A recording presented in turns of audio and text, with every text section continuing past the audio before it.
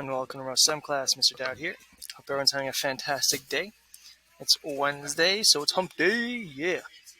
So I'm going to continue working on my Fort Jefferson project. So this is Fort Jefferson again. Alright. So I've got the basic hexagon shape, right? How many sides is hexagon? 6, right? Anyways, so I'm going to continue working on that. I'm going to do these little offshoot pieces now. So I think what I'm going to use for that is a round roof, maybe. Although it's actually flat, so maybe not. I just want the tip to be rounded. So what shape should I use?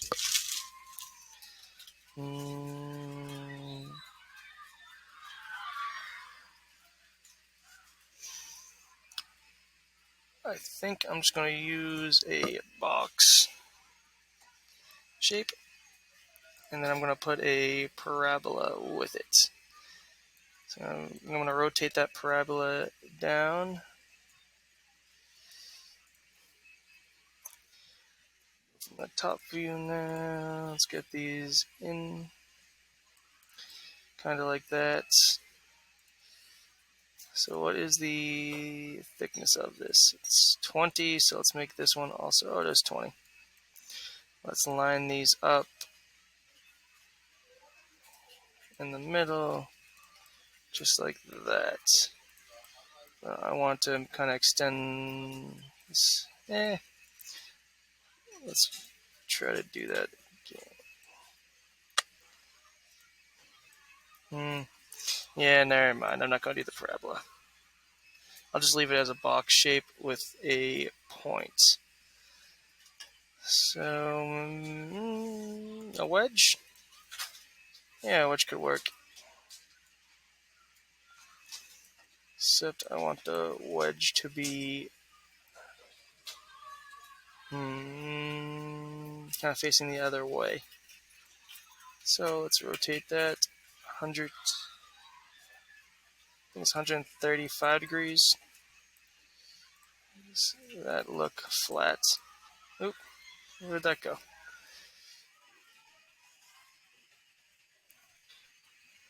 If I bring this down, does that look flat? Yeah, that looks flat enough. Let's put that in here. Let's raise it up.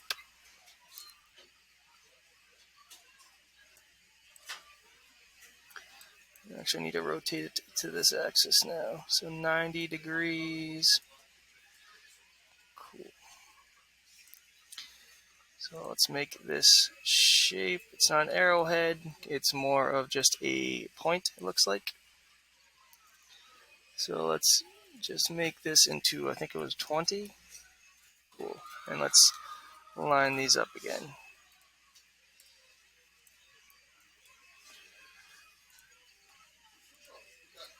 Alright, so that looks good. Looks about right to me. So let's go ahead and group these. Group them, change the color just so I can see them while I'm attaching these. And it's just going to be a lot of rotating. I'm going to just copy these out.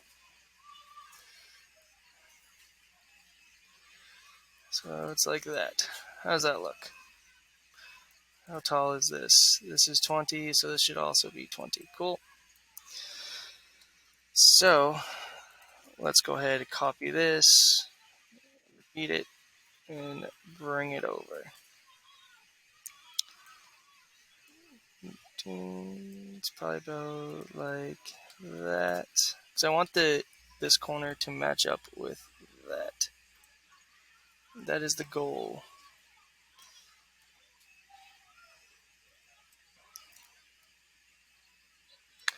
That looks good. Cool. So I'm going to do that for all the sections. But I'll continue working on that in the next class. Hope everyone has a fantastic Wednesday. I'll see you again on Thursday. Bye.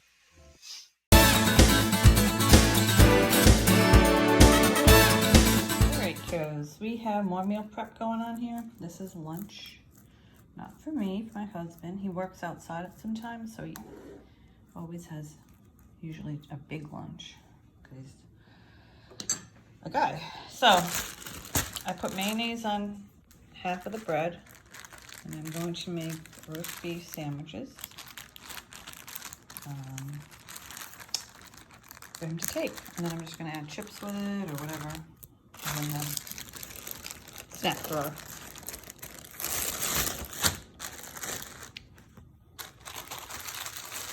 He's not really a salad person, at least not for lunch, especially if he's driving around and stuff. So can't really eat a salad that way.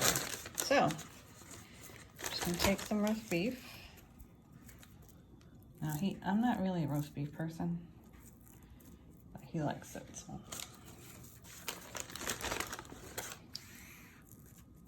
All right, so I just put some roast beef on there. He doesn't do cheese because of the calories. So I can also put some more mayo on this side so it's not dry. And you can also put lettuce on the roast beef and a little tomato to make it like bulkier.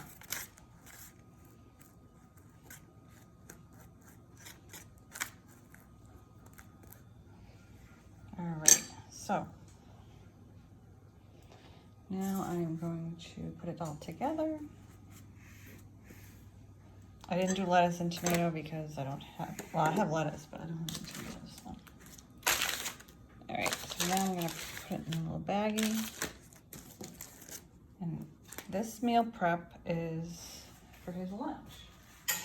So a lot of people that he works with buy lunch. He does not choose to buy lunch because he just doesn't like eating out all the time. So if you guys are looking to save money, right? Because he said the guys that work with him spend a lot of money on eating out. And it'd be like, I don't know, I guess $10 a day maybe, I don't know. I never eat out either, so at least not for lunch. So anyway, so these are the sandwiches for his lunch. I'm gonna put them in a baggie in a minute, and then I'm gonna probably serve him with, let's see what's in the snack drawer. Ooh, look at that. He loves Lay's potato chips. So does my daughter. I'm gonna give him these because they're healthier, and he's going all day so he can munch on them as the day goes on. All right, what else do we have up here? He likes raisins, which I think are gross. And he does like almonds. Oh, and so I'm gonna put a couple bags of almonds in. Some peanut butter crackers. So as far as almonds go, I'll just put some almonds in. Almonds are a good source of protein and they're a good snack. All right, and then I have some water and Gatorade in the fridge. You can take that with him too. It's gonna be hot today. So just some ideas if you're gonna pack a lunch. Of some things that you might like. Okay guys, I'll see you next time.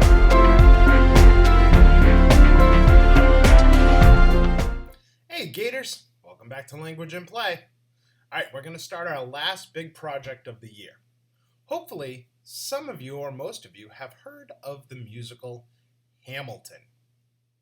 Hamilton was created by an author, Lin-Manuel Miranda, who took a historical figure and put a modern twist on it.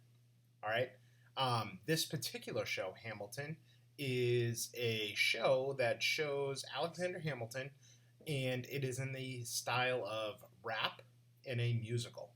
All right, so all of the lyrics are rapped, and it's a little bit different. What I'm going to ask you to do, and what our next project is going to be, is to choose and research a historical figure. All right, this figure can be from any point in history. And what we're going to do is we're going to put a modern twist on a historical figure. I'm not asking you to write a musical. All right, for example, I am going to choose, actually, I'm not going to tell you who I'm going to choose yet because I want us to do a little bit of research. So there are going to be a couple of different figures that I'm going to research that are interesting to me. What I want you to do is I want you to think about a period of history that is interesting to you. I know some of you are learning about ancient Egypt. Some of you are learning about the American Revolution. Some of you are learning about World War II and the Holocaust. There are other points in history that may just be interesting to you. It needs to be a real life historical figure, though. All right, this cannot be something that is just made up. This cannot be a make-believe character. This needs to be real and researched.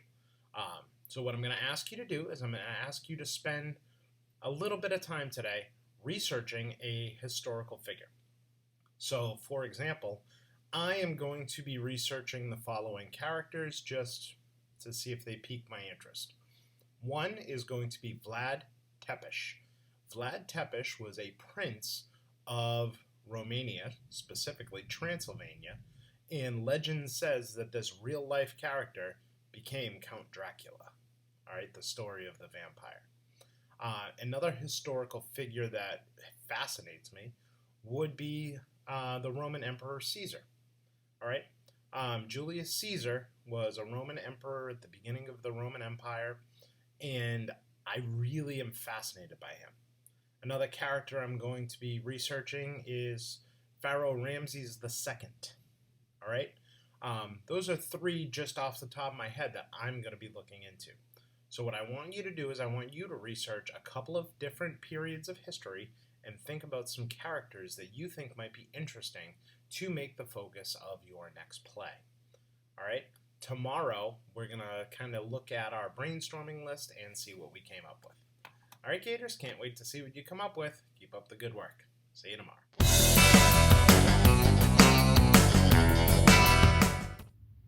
Hi guys, so I wanted to show you my finished cat rock.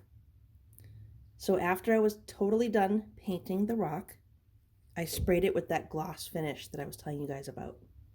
So by using acrylic paint to paint it and then giving it a nice acrylic sealer gloss finish, just protects the rock, and it makes it so that if you left it outside and it rained a lot, it wouldn't wash the paint off. So that's sealed on to that rock. Okay, so that's usually how I finish my rocks. I spray them with that sealer. All right guys, and I got this sealer at Walmart, so if you're interested. And it's with all those little paints, and I get my paints at Walmart as well. They sell these little bottles that I like. Okay, so today we're going to be moving on to a new creature. So I wanted to take a look at these shark rocks and paint one. So the very first step for me when I want to paint a shark rock is looking for the perfect rock. So I try to find a rock that is in the shape of some kind of a shark's head. So this one's close. I happen to have this one at my house. Usually I spend sometimes in the summer looking for rocks. Near the river I find a bunch of rocks like these, and that's where I found all these rocks that I've been painting. You can find them at the beach, you know, at the park. You never know where you might find a nice rock that can be painted. But today we're going to be painting a shark on our rock. So I do have these two rocks that I can keep near me as a reference so I can check and look and make sure I'm adding all the details that I want to add. I also have some images that I found that I'd like you guys to take a peek at. Hold on one second. Helps to have a nice image to look at. So you can see here's a shark head. So that might be something I want to look at when I'm trying to paint my rock, because I want it to look like a shark head like my other rocks. So you need to have a reference of some kind that you can look at so you know, well, where does the eye go? Does he have a nostril? Yes, he does. How does his mouth look?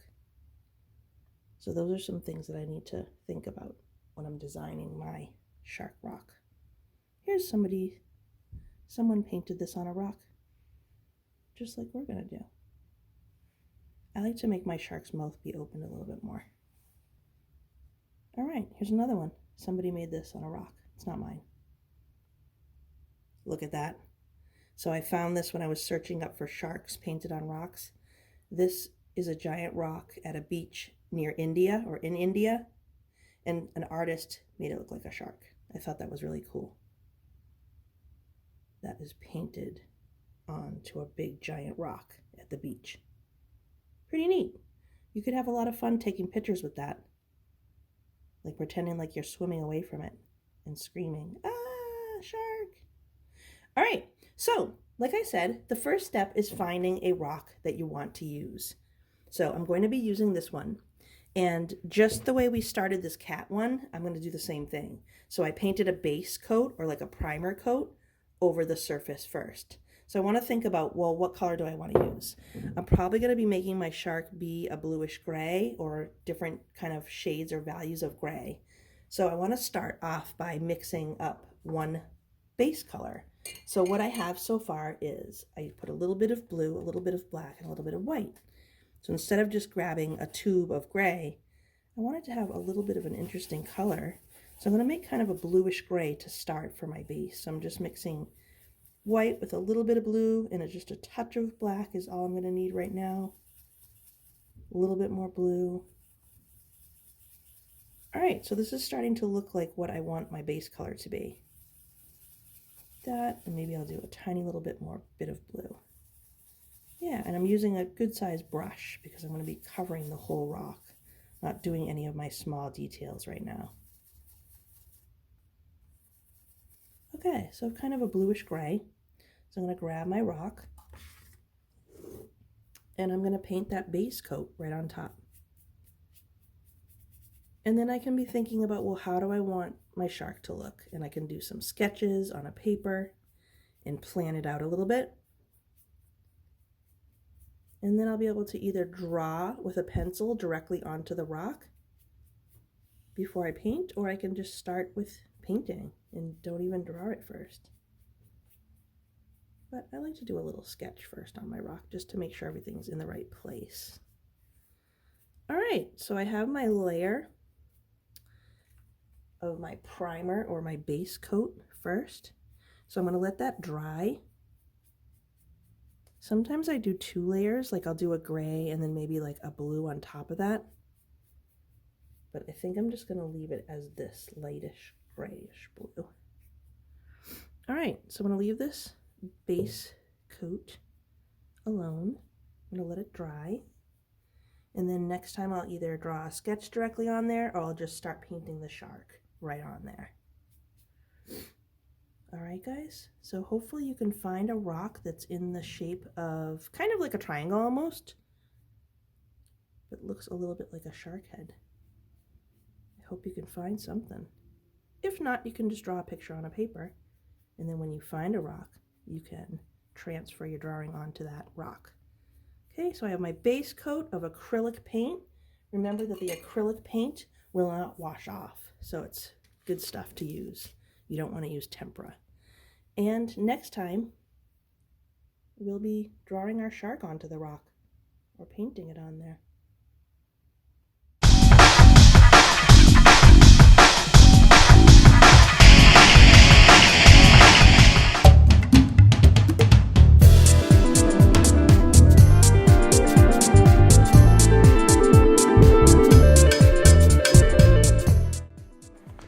Thanks for watching Enrichment TV, Gators.